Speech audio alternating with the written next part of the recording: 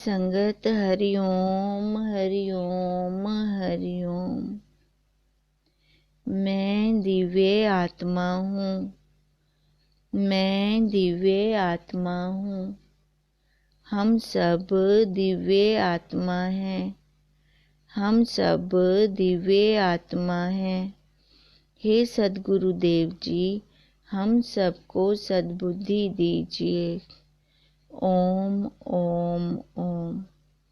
हमारा विषय चल रहा है श्रीमद् भगवत गीता का पहला अध्याय का। कल हमने 41वां श्लोक किया था। आज हम कर रहे हैं 42वां श्लोक। संक्रो उत्पत्ति से जावे कुल घन कुल नरक में, गिरेंगे पुरखा उनके जल पिंड क्रिया बिना। अब अर्जुन जी को युद्ध के मैदान में कुरुक्षेत्र में विषाद पैदा हो रहा है। अब वो कृष्ण जी के आगे बार बार यही अपने मन के भाव प्रकट कर रहे हैं कि धृतराष्ट्रों को तो इसमें मत्ती मारी गई है उनकी, उनको तो कुछ समझ है नहीं, उनको तो कुछ दिखाई दे नहीं रहा। पर अब मैं देख रहा हूँ कि युद्ध जो होगा उसमें हमारे ही कुल का नाश होगा। चाहे कौरवों के वहाँ से मरते हैं, चाहे पांडवों के यहाँ से मरते हैं, तो हैं तो दोनों ही मेरे। तो यहाँ पर फिर उनको बहुत ज़्यादा विक्षेपता हो रही है। अब वो विक्षेपता के लिए कृष्ण जी को बार बार यही प्रार्थना कर रहे हैं। अर्जुन भगवान से कह रहे हैं कि जब धर्म का नाश हो जाएगा, स्त्री और पुरुष दोनों अधर्म के पथ पर चलेंगे, तो उनसे वर्ण संकर संतान उत्पन्न होगी। वर्ण संकर संतान जब पितरों को जल पिंड आदि क्रिया करेंगे तो उनके पुरखों को नरक की प्राप्ति होगी। अर्जुन अब आगे की सोच रहे हैं। युद्ध होगा तो सब तो नहीं मरेंगे, जो बचेंगे वो धर्म के नियमों का पालन नहीं करेंगे। हम व्यवहार में भी देखते हैं कि श्राद्ध भी हम श्रद्धा से नहीं करते, है ना। कितनी कैसे कर रहे होते हैं। लेकिन आज भी हर घर में दुर्योधन है, अर्जुन भी है। अब घर तो दूर देखें, पहले इस शरीर में देखें। ये दोनों वृत्तियां, एक दुर्योधन की वृत्ति, एक अर्जुन की वृत्ति, ये दोनों चल रही हैं। हम स्वयं अपने अंतःकरण का निरीक्षण करें तो पता लगता है कि अब कौन सी वृत्ति है, अर्जुन वाली वृत्ति है या दुर्योधन वाली वृत्ति है। अब देखो, अपनी वृत्तियों का निरीक्षण करते रहेंगे तभी हम देख पाएंगे। अगर नहीं देखते तो अंधाधुंध कर्म हो ही रहे हैं, और अंधाधुंध कर्मों का क्या हमें निचोड़ मिल रहा है कि जन्म जन्म कर्म, जन्म कर्म, और ये कभी हमारे खत्म होने में ही नहीं आ रहे। अब कैसे छूटेंगे, कैसे छूटेंगे ये जन्म और कर्म हमारा, ये कैसे खत्म होगा? जब हम कहीं पे अपना स्टॉपेज लगाएंगे, रुक कर अपने कर्मों को देखेंगे। अब अर्जुन भी देख रहा है, जैसे वो आगे की सोच रहा है, ऐसे हम भी विचार करें कि ये विषय ले लिया तो क्या है। अगर नहीं ये विषय की पूर्ति हो रही तो मन के अंदर क्लेश चल रहा है कि मैंने घर में ही क्लेश कर दिया। ब्रह्म विद्या तो विशाल अंतःकरण में, शुद्ध अंतःकरण में आती है। व्यास जी ने जब भागवत लिखी उसमें लिखा था कि कलयुग में केवल बालों की बनावट ही रह जाएगी। बालों की बनावट। देखो, एक बाल तो हमारे सिर वाले हो गए, एक बाल हमारे बच्चे हो गए। अब कितने दूरदर्शी संत थे, दोनों की बनावट है। अब जिन्होंने कलयुग के बारे में पहले ही शास्त्रों में लिख दिया, आजकल श्रद्धा और प्रेम तो बहुत कम है। और भगवान जी हमें कैसे मिलते हैं? श्रद्धा से। जब तक हमें अपने गुरुदेव पर पूर्ण श्रद्धा समर्पण नहीं होती, तब तक वो हमें ये विद्या दे नहीं सकते और हम ले नहीं सकते। लेने के लिए पात्र बनना है, अर्जुन जैसा। गुरुदेव तो हमारे कृष्ण जैसे हैं ही हैं।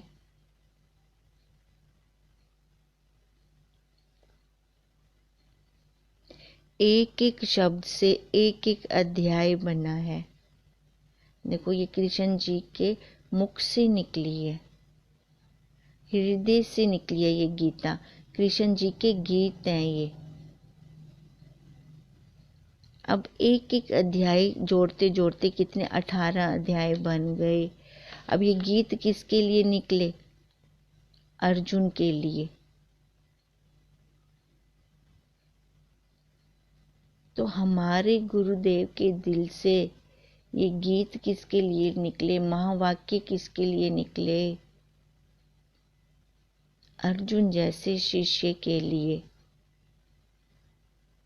फिर हम निरीक्षण करें कि मैं अर्जुन हूं। अपने अंतःकरण को बार बार देखें। हम कहाँ देखते रहे आज तक? हम बाहर देखते रहे, एक एक पर उंगली की हमने। जब तक हम अपने अंदर नहीं देखते, तब तक हमारा कोई सुधार नहीं हो सकता, क्योंकि हमने खुद सुधरना है। जब तक हमारे अंदर ये इच्छा नहीं पैदा होती, जब तक ये हमारा अपना क्वेश्चन नहीं बनता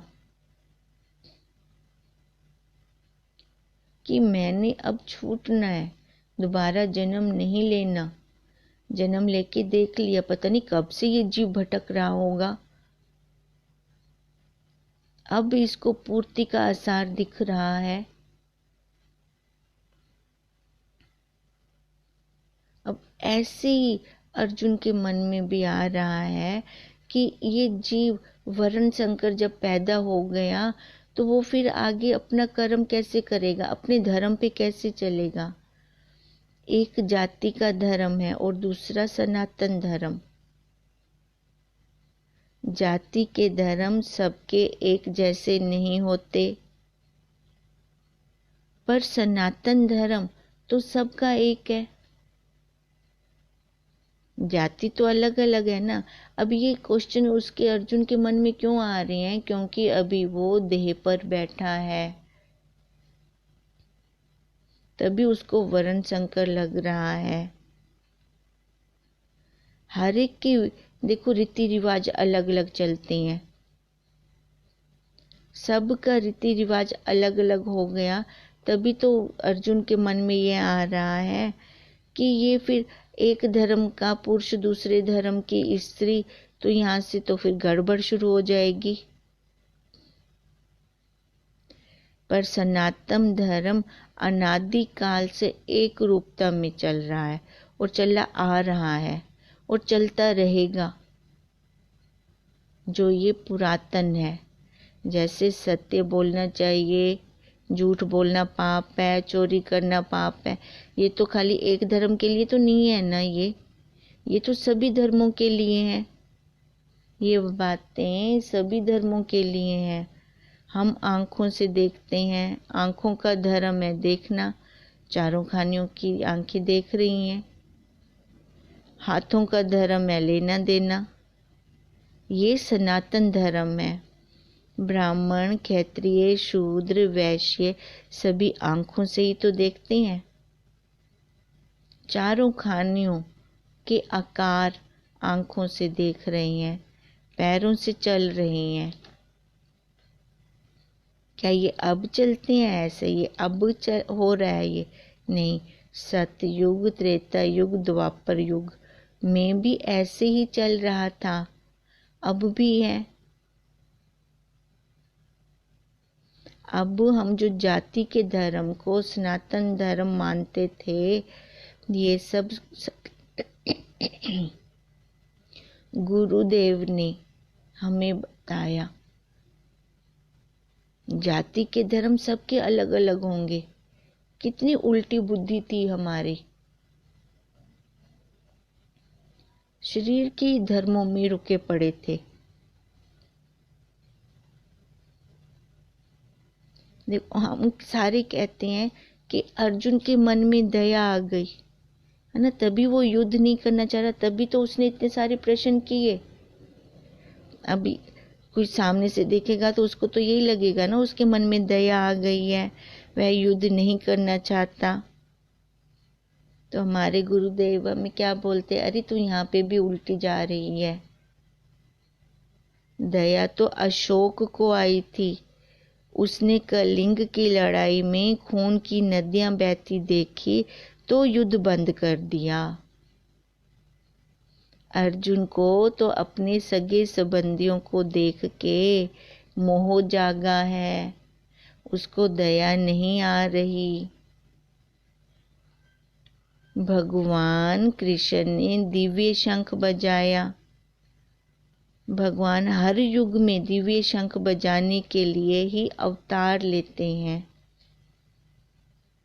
अब दिव्य शंख कैसा है? उनका 5 जन्य दिव्य शंख। अब क्या अवतार उनका खाली द्वापर युग में हुआ तब उन्होंने शंख बजाया? अरे नहीं, हमारे गुरुदेव हमारे लिए आज भी वो 5 जन्य शंख बजा रहे हैं। देखो कैसे हमें ज्ञान करवा रहे हैं कि ऐसा 5 तत्वों का है, 5 तत्वों का है, 3 गुणों का है। और ये 5 तत्व कभी भी एक जैसे नहीं रहते, बदलते रहते हैं, क्षर रहे हैं, क्षर रहे हैं। देख, सबसे पहले इन अपने शरीर को देख, भूतों को देख, कैसे उन्होंने हमारे लिए शंख बजाया, कैसे मधुर बंसी बजाई हमारे लिए हमारे गुरुदेव ने, हमें जगाने के लिए। देखो, जब मंदिर जाते हैं तो जोर से वो घंटी बजाती है ना, तो वो क्यों? जो हमारी पिछली वृत्तियां संसार वाली चल रही थी वहां से हट जाएं, तभी ये जोर से नाद करते हैं। वहां से हटके अब की वृत्ति चले, देखा अब मैं कहाँ खड़ा हूँ।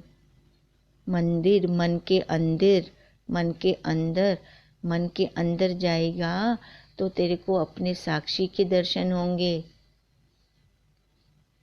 अब कोई जोर से आवाज देगा हमें, तभी तो हम जान पाएंगे। तभी ये 5 जन्य शंख, ये शंख बजाया हमारे गुरुदेव ने, ये बंसी बजाई हमारे गुरुदेव ने। सब 5 तत्वों का है, इससे भिन्न कुछ भी नहीं है। तृण से ब्रह्मा तक वो पूर्ण भरा है। जब भगवान ने यशोदा मैया के आगे मुंह खोला तो मैया को कैसे विश्व रूप के दर्शन करवा दिए। सारा कुछ उसमें तो है, उससे अलग तो कुछ हो ही नहीं सकता। और ऐसे ही हमारे गुरुदेव ने जब मुख खोला तो ये सब विश्व रूप परमात्मा हमें ऐसा निश्चय करवाया।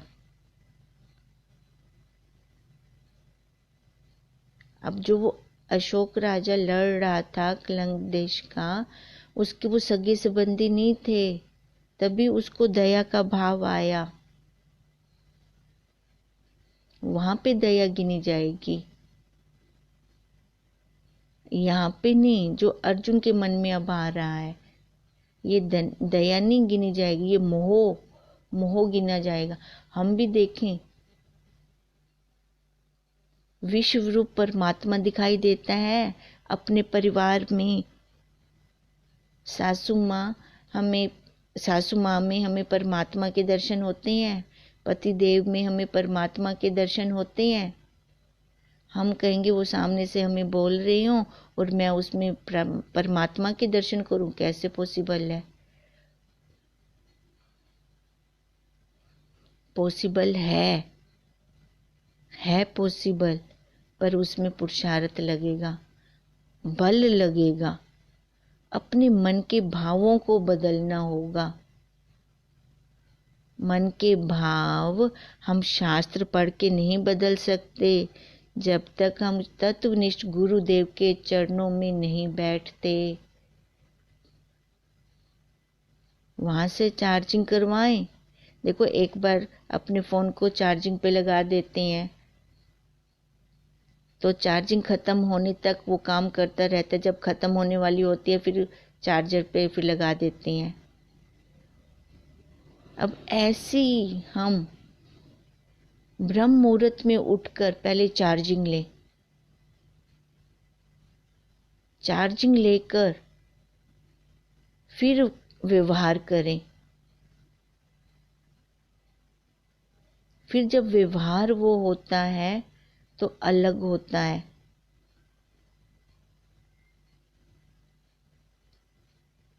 जब तक हमने चार्जिंग नहीं ली तो हमारा व्यवहार भी नहीं सुधरा। वहां पे तो होता है मैं भी सच्ची, मेरे वाले भी सच्चे, मेरे को भी शरीर का कष्ट और मेरे परिवार वालों पे भी जो शरीर का कष्ट आता है तो वो भी मेरे को फिर सच्चा लगता है। ऐसे काम नहीं बनेगा, बना भी नहीं था। सभी का अनुभव होगा, अज्ञान काल का और ज्ञान काल का, दोनों में जज तो एक ही बैठा है बताने वाला। अज्ञान काल में बात बात पे दुख होता था और जब से गुरुदेव की शरण ली, अब छोड़ क्या करना है, छोड़ क्या करना है। देखो, अपने आप ही वो वृत्ति आ जाती है। किसी को पकड़ेगी तभी तो तेरे को दुख आएगा, कोई मन में भाव बनाएगी, है ना, किसी उपाधि पे बैठ जाएगी तभी तो तेरे को वहां से दुख आना शुरू हो जाएगा। तो बनना किस लिए? बनने में ही दुख है। अब ये समझ किसने दी? हमारे गुरुदेव ने। देखो, पास में बिठा के हमें उन्होंने कैसे इस देह रूपी कपड़े को उतारना सिखाया। ये देह रूपी कपड़ा जब तक ओढ़ के बैठेगी तब तक तेरा काम नहीं बनेगा। हाँ, व्यवहार करो, व्यवहार के लिए देह को ओढ़ो, पर कितने टाइम के लिए? जितना हम टॉयलेट में टाइम लगाते हैं, बस इतनी देर। सारा दिन हम वहां बैठे तो नहीं रहते, उठ के फिर अपने काम में जाते हैं। व्यवहार करने के लिए जाओ, बस उतनी देर लगाओ, फिर अपने स्वरूप में आओ। बच्चे सामने आए, माँ का शरीर ओढ़ लिया, माँ की ड्रेस डाल ली, बच्चे गए, वो ड्रेस उतार के रख दी, फिर अपने स्वरूप में। तो साक्षी हूं। ऐसे ही पति सामने आई, पत्नी वाली ड्रेस ओढ़ लो। अब यहीं से हमने अपनी शुरुआत करनी है, क्योंकि हम गृहिणियां गृहस्थ में हैं। गृहस्थ में से ही कभी मन में ये भाव हो जंगलों में जाऊंगी, तप करूंगी, फिर मैं यहाँ से उठ सकती हूँ। नहीं नहीं, हमारे गुरुदेव ने ऐसी शिक्षा नहीं दी हमें। हमारे गुरुदेव ने तो ऐसी शिक्षा दी है, तू जहां खड़ी है तू वहां से उठ सकती है। किसी को बोलने का मौका मत दे, व्यवहार सारा करो। देखो, हमारी प्रारब्ध जहाँ पे रुकी हुई थी वहां वो वाला घर हमें मिल गया। वहां कर्म भोग हमें पूरे करने हैं, तो कर्मों को कर, पूरा कर, मना थोड़ी है। ये शरीर है तो कर्म है। अब ऐसा ज्ञान कौन दे सकता है? एक तत्वनिष्ठ, एक शेर ही अपनी गर्जना से सोए हुए को उठा सकता है। और हमारे गुरुदेव ने तो ऐसी गर्जना की कि हम उठें, मन मचले ना बने रहें, उठें। कहाँ से उठें? इस शव से। ये शव, ये 5 भूतों का शव जो हम साथ में लेके घूम रहे हैं, हर टाइम ये बुद्धि में हो ये तो शव है। मरने के बाद तो इसको सारे बोलेंगे ही शव, मैं अभी से क्यों ना बोलूं इसको शव, तो पक्की दृढ़ता होती जाएगी। अभी से मैं इसको शव बोलूंगी तो मेरे को दिखाई देगा, तभी इससे, इस शरीर से वैराग्य आएगा। ये जैसा जैसा हमारा वैराग्य बढ़ेगा वैसे वैसे हमें ज्ञान अंदर ठहरेगा, ये विचार चलेगा हमारा। शुद्ध अंतःकरण में ही ब्रह्म विद्या टिकती है। बर्तन शुद्ध होगा तभी तो शेरनी का दूध अंदर टिकेगा, नहीं तो दूध वो खराब हो जाएगा। तब हम विश्व रूप परमात्मा देख सकते हैं, बाहर भी और घर में भी, घर में भी और इस शरीर में भी। तो मैं क्या उससे अलग हो गया? वो तो कण कण में है। मैं ही तो शिव हूँ, मैं ही तो कृष्ण हूँ, मैं ही तो ब्रह्मा हूँ। अद्वैत पे आना है, दो में नहीं आना। अब धीरे धीरे अपने, देखो जैसे सीढ़ियाँ चढ़ती हैं ना, एक एक स्टेप ऊपर रखते हैं, पीछे से उठाते जाते हैं। अब श्रद्धा समर्पण से मैं गुरुदेव के चरणों में अपने आप को जब मैंने समर्पित कर दिया, उन्होंने कब मेरे को सीढ़ियों पे चढ़ाना शुरू कर दिया मेरे को नहीं पता। अब एक एक सीढ़ी चढ़ते चढ़ते हम छत पे पहुंच जाते हैं, है ना, एक एक स्टेप ऊपर रखते रखते। अब मैंने क्या कर्म किया? बस स्टेप, अपने आप छत। अब ऐसे ही एक स्टेप अपने गुरुदेव का कहाँ मानना, अपने आप वो मंजिल हमारे सामने आ जाएगी, हमें नहीं पता चलना कब वो घटना घट गई, हम नहीं कह सकते। फिर कर्म, कर्म हमने क्या किया, बस वही देखना है। हमने अपने कर्मों पर हर टाइम निगरानी रखनी है। ये मन बहुत खराब है, पता नहीं चलने देगा कहाँ से कहाँ ले जाएगा। ऐसे ही हमारे गुरुदेव ने हमें क्या करवाया? बस निश्चय करवाया। कई मतों में शिष्य केवल अपने गुरुदेव से मंत्र लेते हैं, वे मंत्र लेकर बहुत खुश हो जाते हैं, उसी का उच्चारण करते हैं। हमारे गुरुदेव ने हमें नित्य प्रति मंत्र दिए, महावाक्य दिए जो हमारे मन को त्राण दें। मंत्र का तो यही मतलब है ना, मन को त्राण दे। यही महावाक्यों से तो विचार कर करके हमारे गुरुदेव का अनुभव, उन्होंने अपने अनुभव से युक्तियां दी और उन युक्तियों को मैंने अपना अनुभव बनाया। जब मैं युक्तियों से चलूंगी तभी तो अनुभव निकलेगा, नहीं तो वो सुना सुनाया रह जाएगा। सुना सुनाया ज्ञान से हमें इतना आनंद नहीं आ सकता जब तक कि वो मेरा खुद का अनुभव नहीं होता, जब तक वो मेरा अपरोक्ष नहीं होता। परोक्ष तो हो गया सुना सुनाया, वो सुन लिया सुना दिया, उसमें आनंद नहीं आएगा। वो तो उतनी देर तक आनंद आएगा जितनी देर तक हम गुरुदेव के चरणों में बैठे हैं। बस जितनी देर हम सत्संग में बैठे हैं, बस जब सत्संग से फिर घर आए, फिर देखो, फिर वही विक्षेपता मन में आती है कि नहीं आती, निरीक्षण खुद का करना है।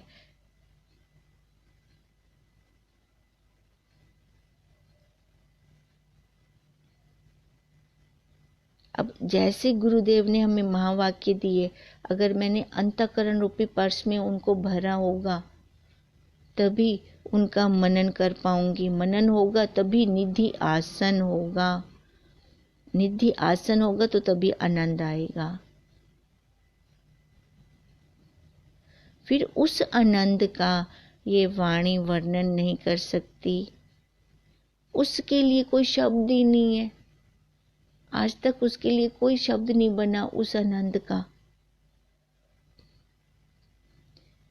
वे कहते तू वह है। अब तू वह है, वह किसको कहा हमारे गुरुदेव ने? देह को नहीं, देह के धर्मों को तो देखना ही नहीं है। सर्वांग योग को देखो पढ़ाकर सब अंगों का योग दिखाया गुरुदेव ने।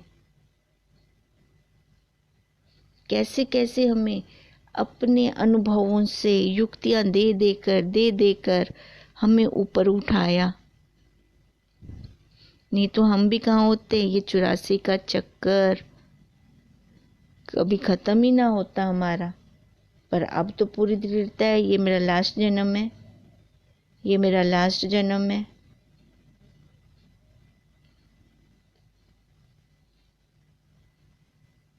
अब लास्ट जन्म है, पक्की दृढ़ता के साथ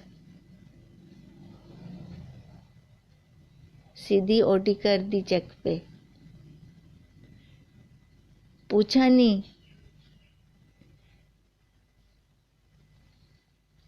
भगवान भक्त की सुनते हैं। शुद्ध अंतःकरण से बस हमने अपना कर्म किया और कर्मों को देखना है, और अपना संकल्प ये कि ये मेरा लास्ट जन्म है। ओम ओम ओम। जो इसको अपनी दृढ़ता के साथ लेगा, पक्की बात है उसका ये लास्ट जन्म होगा। दृढ़ता हमारी, संकल्प हमारे, क्योंकि हमारे या अब हमने देख लिया कि मन की सृष्टि है ये सारी, मन के भावों से ही हमने ये आकार लिए हुए हैं सारे। एक बार पुरुषार्थ करके मोह माया का त्याग, अपनी दृढ़ता कहाँ पर है? हम अपने साक्षी आप हैं। ओम तम नमामि हरिं परम, ओम तम नमामि हरिं परम, ओम तम नमामि हरिं परम। ब्रह्म स्वरूप गुरुदेव के चरणों में कोटि कोटि दंडवत प्रणाम। ओम ओम।